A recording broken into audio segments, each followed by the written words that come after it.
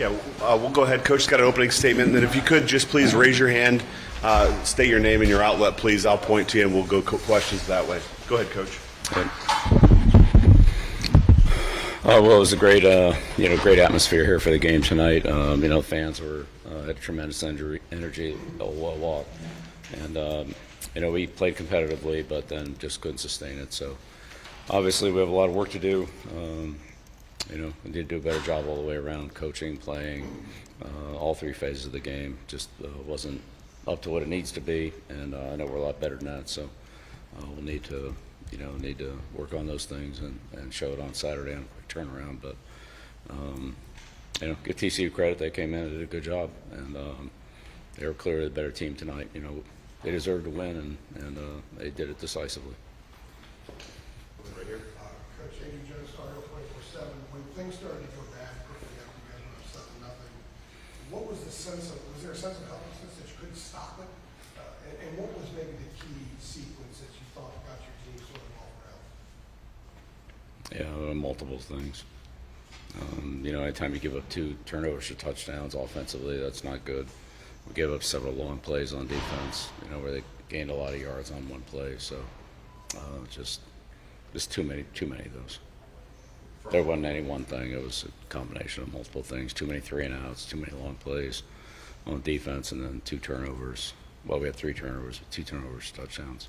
You can't overcome that. Given the short week now, how much teaching can you do for this video that is Saturday?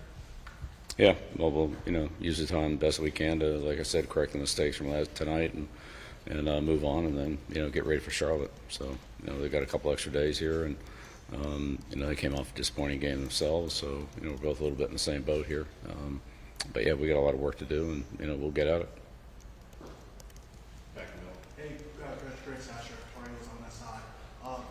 You guys had a lot of missed tackles tonight. How much of that has to do with the limited amount of time you had to prepare for this game is when it comes to tackling? You said it. We got to do a better job of tackling. There's no doubt about that. And so we're just gonna have to work harder on it, tackle better. There's no secret to it. There's no pill you can take. You just got to have to tackle better fundamentally and get more guys around the ball, so we're not so many tackles in space. Back left. Yeah, Jeremiah Holloway with Inside Carolina. You alluded to it a little bit, but after that first drive, it was kind of a struggle offensively to get points on the board. What in particular, from your vantage point from the sideline, was TCU doing to kind of get you guys out of it from an offensive standpoint? Yeah, look, they just outplayed us. They outcoached us. They were just better than we were tonight. That's all there was to it. They controlled both sides of the line of scrimmage. Their skilled players played well, and they did a lot more things right than we did. So, give them credit for being the better team. They certainly deserve it. Back right. Ryan Murphy, WRAL. Coach, could you assess how Gio Lopez played, his injury status, and if you saw enough from Max that job is open or maybe open? Yeah, we'll see how Gio is. They took him off, took a look at him. Hopefully it's not too bad, but we'll see. Give Max a lot of credit. He came in there after being off for a long time and hung in there, made some plays. In a tough situation. So give him a lot of credit for what he did tonight. But we'll take a look at it after we see where things are at here and go from there. I don't know. It's too early to tell now. Right in front of your coach. Then Scott Steiner, that Massive fan. What are the breakdowns after that first drive happened in the run game offensively for you? There were multiple. Biggest thing was they had trouble getting off to the linebackers, and they float over the top. We didn't get to them like we needed to, and we got beat in a couple of one-on-one situations. And if you don't make yards on first down, then you're in second and third and long, and it just we ended up with too many 3-and-outs there in that second quarter. So first down really helps you a lot on second and third down. We just didn't do a good enough job on first down tonight. Second row left. With Peacock as an observer, you talked a lot about going into this about kind of trying to figure out what you had and what you were building. Were you surprised at the way things snowballed sort of late in the second quarter and into the second half? Well, we'll just keep working and keep grinding away. We're better than what we were tonight, but we have to go out there and show that and prove it. So nobody's going to do it for us. We'll have to do it ourselves, and that's what we're going to do. Front row on the right. No, West Charlie 24/7. What was your message to the team in the locker room after a game like this? Yeah, I usually keep my comments to the team private between myself and the team, but obviously we have a lot of work to do and we need to get to it. And it's the long and short of it. On the right here. Yeah, Aaron here today. We saw you on the field before the game, walking around, watching your team, watching TCU. It's obviously a great environment. I'm curious what you envisioned of a college game, what this experience was like coming out and participating in that. Yeah, it's a great environment tonight. I mean, fans were awesome. It's great energy in the stadium. You know, we just didn't do enough to keep it going. I mean, we got to play better for the energy to be sustainable. Right next to the right kid. Bill, Brian Marson, yeah, like you mentioned the fans, the atmosphere was sort of what you want, what you were hoping for. What sort of be your message to the fans who were maybe disappointed by the result the way it went as far as thinking with you? Yeah, I know what I've just been saying. We're going back to work, and you know we're going to get better. On the left. Aiden Jensen, Tar Heels Wire. Bill, so alluding to the earlier question, short week preparing for Charlotte. What are some of the top things or the top thing you want to see from you guys in practice this week to prepare for another opponent in such a quick time frame? Yeah, again, the biggest thing is we have to correct some of the mistakes we made tonight. I mean, we just can't perform well doing some of the things that we did. We got to be better than that, and then obviously we got to deal with Charlotte and the problems they present. But we had too many self-inflicted wounds that we have to eliminate before we can, even worry about addressing our opponents. So we'll start with that, and then move to Charlotte. Second row on the left. Travis Watson, Missouri. Coach, obviously some injuries with the offensive line. To what extent do you feel like that was an issue for you all tonight? Well, I mean, every injury is an opportunity. So, somebody's out, then somebody else is in. They have an opportunity, and so we'll work with those players and work for them to get better. I think we have enough players. We just have to perform better as a unit, coach better, play better, work better on our fundamentals. There's no shortcut to it. We just got to work harder and do a better job. That's all there is to it. Last one right here in the front row. Liberty's sake of the quarterbacks. If Gio's available Saturday, is he going to start for you guys? Well, let's see where he's at. I don't know. It's a short week. We'll see. I don't know what his availability is right now, so I don't want to speculate on that. Thanks, guys. All right, great. Thank you.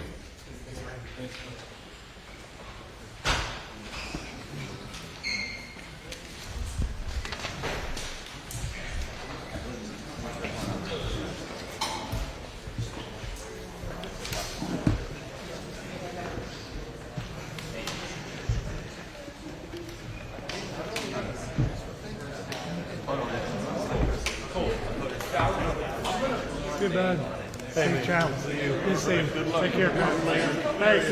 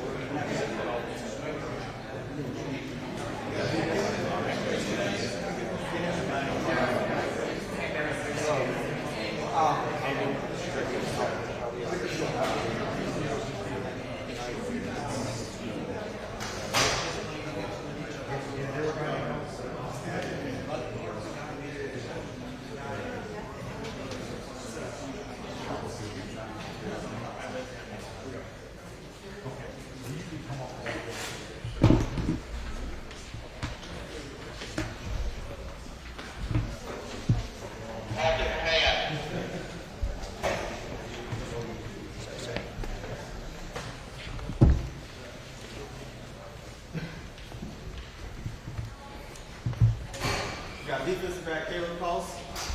Questions for Caleb? Start with Andrew here.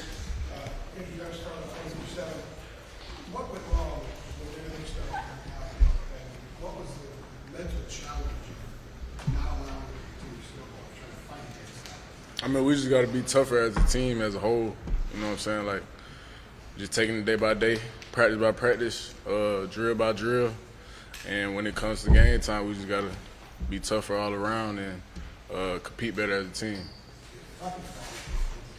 there a point of time as you look back right now, which is that the game you thought, wow, this was getting out of hand, and felt maybe a little bit helpless in themselves? I mean, absolutely. I wouldn't say we felt helpless at all. Like, we still kept grinding, we still kept pushing, and to try to get some production out of that game. But all in all, like, we lost the game at the end of the day, and it didn't go our way. But we still kept going for it. Grant Sasser, Cardinals on the side. I know there wasn't really a whole lot going for you guys, but the crowd and the environment seemed to be awesome. What do you have to say about them and showing up for you guys? We absolutely appreciate Tar Heel Nation, and we would need that every single week.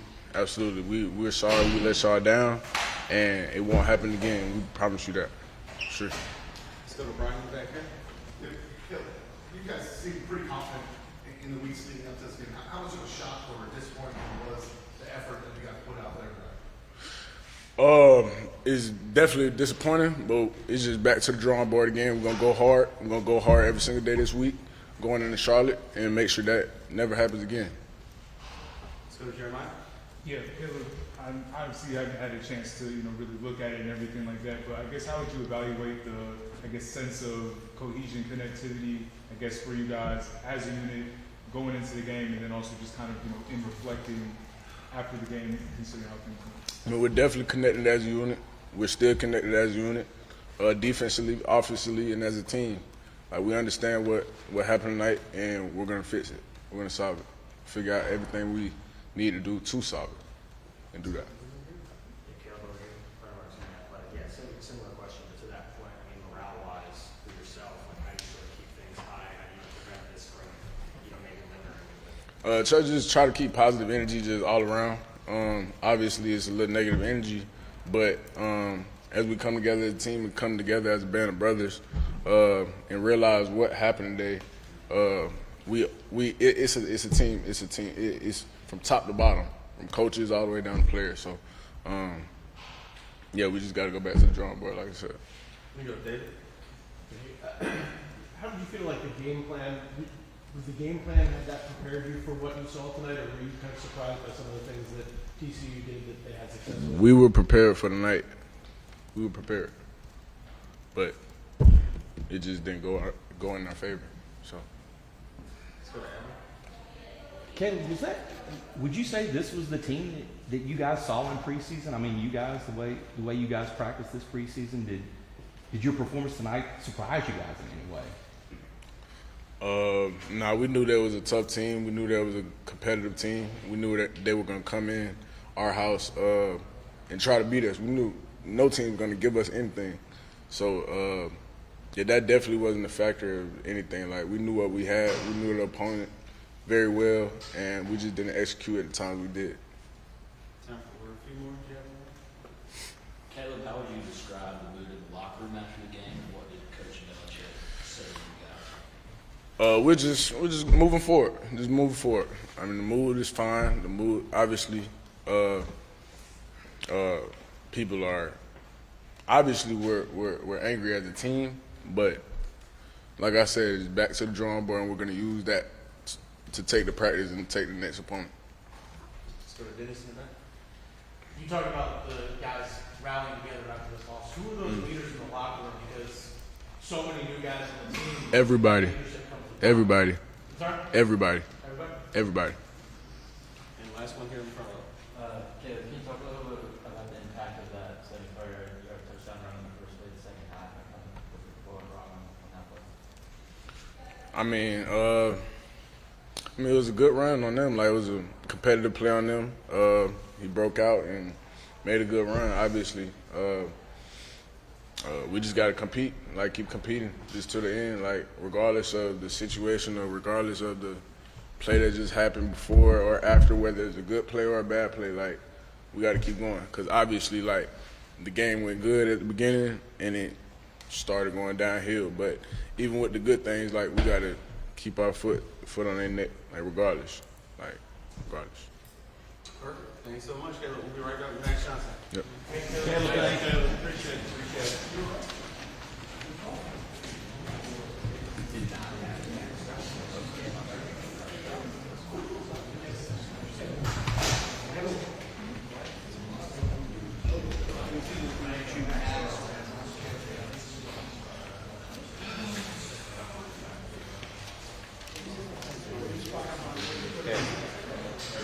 Okay,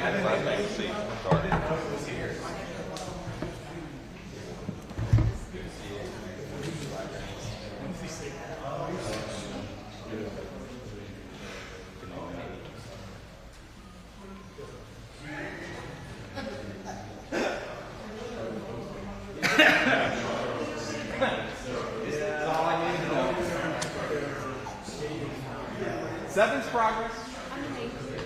They could. I noticed they didn't trade for Michael Parsons.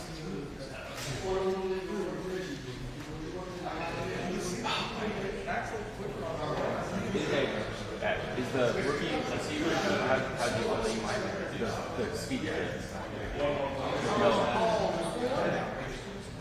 No, T-Mac.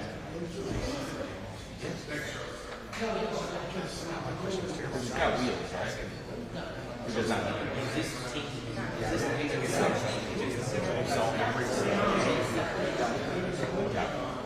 So who's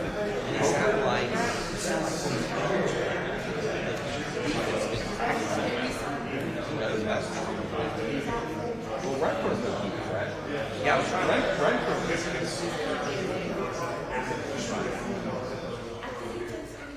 Okay, I mean, kind of asked it. We're going to have Max Johnson against Connor here Saturday.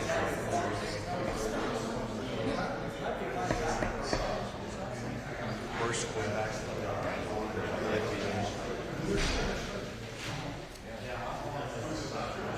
Max, did you ever think you would compete with Connor last year?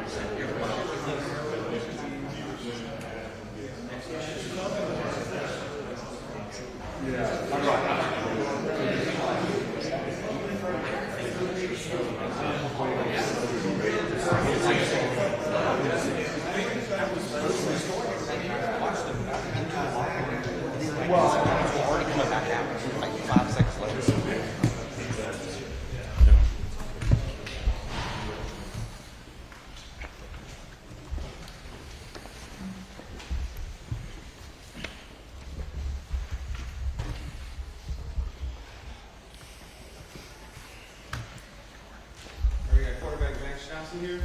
We'll start with the back room. Let's go to Jeremiah. Hey, man. Jeremiah Fox calls on this side. How did it feel to get that touchdown for him? It's your brother, given everything that's been through? Yeah, I mean, it's just, I'm blessed to be able to play football again, and just want to give God all the credit. Man, I'm so blessed just to be here and playing this game that I love, but what even, more special moment to have that, moment with my brother. All the hours and times that we've had in high school, and then we had played at A&M together, and what a special moment. So. Let's go to Aaron here. Aaron here, JP. There's been so much attention and buzz about Coach Belichick coming in. I'm curious, how would you describe your feeling right now of a game that really got away from you guys? Is it shock? I mean, how do you sort of reconcile what happened? No, I mean, I thought we were prepared for the game. We prepared, for a week and a half now for TCU specifically. But we've been working on our fundamentals for, this whole past year, and I thought we were prepared for the game, but it didn't go our way. We got to do a better job executing. Let's go to Andrew. Andrew Jones, starting on 24/7. Aside from the outcome tonight, it would be impossible to describe you other than being victorious and being a success tonight. The fact that you walked onto the field and played, given where you were this time of year. Mm-hmm. Can you kind of process that? And I know that you guys are competitive one win, but is there any emotion intertwined with processing that? I wouldn't say I wasn't. I mean, I was just so thankful and happy to be out there. I just, threw the touchdown and threw the go ball to Vari and just gave God the glory just for, just being blessed to be able to be out there. I can't, I couldn't see myself, a year ago being where I am now, but I always trusted that, I had, my faith in Christ and how that kind of motivated me to get my, my leg healthy. And but yeah, we got to do a better job of executing, and we'll be ready to go next week. Let's go to Adam. Max, it obviously couldn't have been a better start for you guys out of the gate. What did you make of the adjustments that TCU was able to make and the adjustments that it seemed like you guys weren't? Like, what did you think changed? How did they change the game? And how were you guys not able to react to what they were able to? I think we just, we got to communicate better with each other, with, what we're, with what we're doing. They made some good adjustments.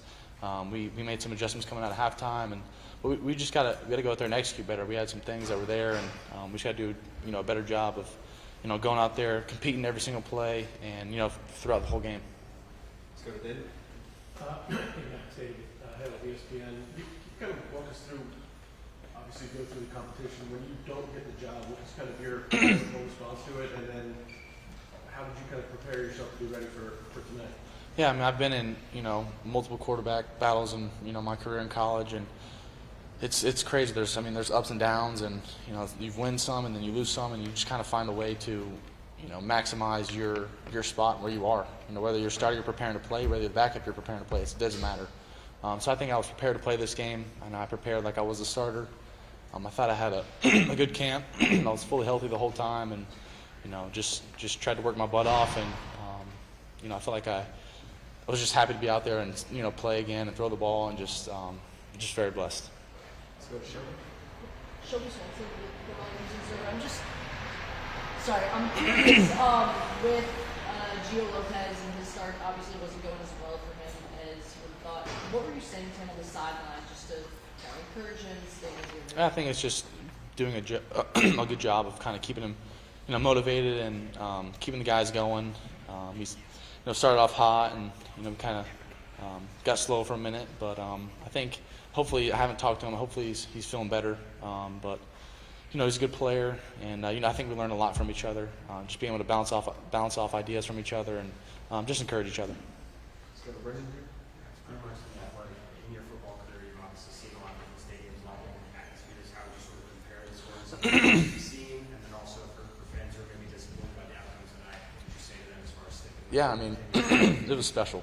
Come out there and see the lights, the Carolina Blue lights. I mean, it was really special to be able to run out, out of that tunnel and kind of see everybody cheering, and it was awesome just to kind of feel the whole vibe of the stadium. But I would just say to all the Carolina fans, don't lose hope. I mean, we're going to continue to put our best foot forward. We're going to continue to work and trust in each other. So.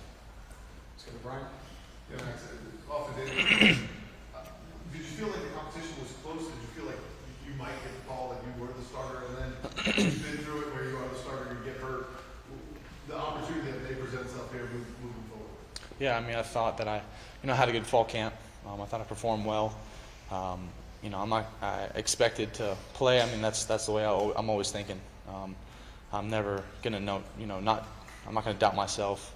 So I had faith in the way I competed in fall camp, but I was ready to go tonight. So. Let's go to Jeremiah in the back. Yeah, Max.